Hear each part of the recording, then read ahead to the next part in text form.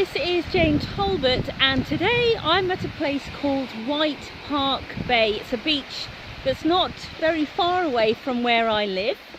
This is the North Atlantic, and for today's poetic adventure I've written a haiku about the Atlantic Ocean.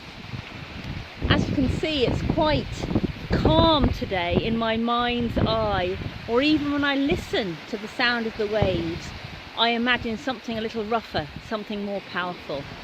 So here goes. Atlantic.